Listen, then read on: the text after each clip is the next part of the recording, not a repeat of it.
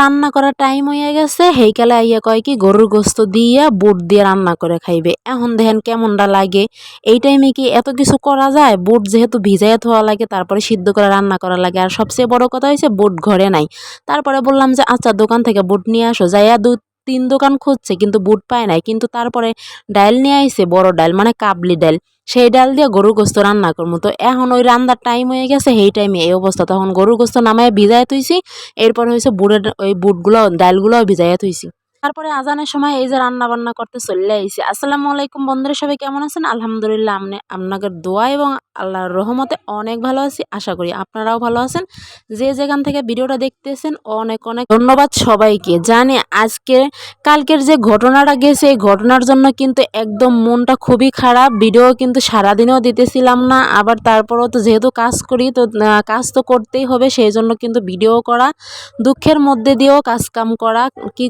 কি আর করা যাবে? আল্লাহ পাক যেহেতু আমাদেরকে দুনিয়ায় রাখছে, আমাদের তো চলে খাইতে হবে। এই হয়েছে, হাজারো দুঃখের মধ্যে মানুষের কিন্তু চলে খাইতে হয়, এটাই হয়েছে নিয়ম।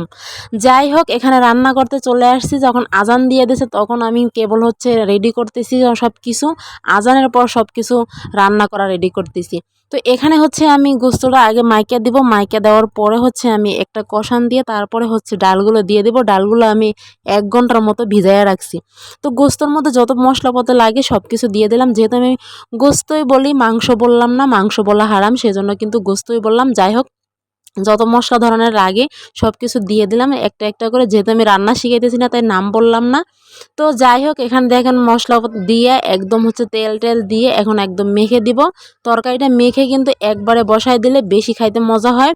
আর আমাদের এখানে কিন্তু গোটা গোটা মশলা সবসময় মাংস রান্না হয়।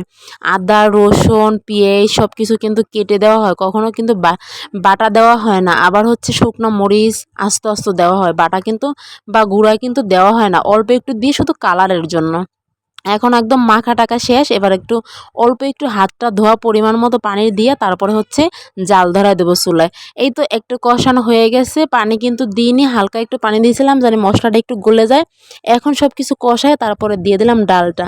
তখন আমি দেখতেছিলাম বেজে গেছে হচ্ছে 1:30। কিছুক্ষণ কষায় তারপরে ভাবলাম যে কড়াইতে যদি পানি দিয়ে আমি বা ঝোল দিই তাহলে কিন্তু আমার অনেকটা বেশি সময় লাগবে। তারপর ভাত খাওয়ার টাইম হয়ে যাবে, তখন হচ্ছে চিল্লাচিল্লি করবে যে ভাত খাওয়ার সময় হয়ে গেছে, কিন্তু আমি এখনও রান্না রেডি করতে পারিনি। একদিকে কিন্তু তরকারির জন্য গরম পানি করে নিয়েছিলাম, কারণ গরম পানি তরকারিতে দিলে কিন্তু বেশি ভালো লাগে। এরপরে কি করলাম, প্রেশার কুকার তাড়াতাড়ি করে নিয়ে এসে প্রেশার কুকারে দিয়ে দিলাম। 3-4টা সিটি দিয়ে নামাই নেবো, তাহলে তাড়াতাড়ি সুবিধার মতো হয়ে যাবে।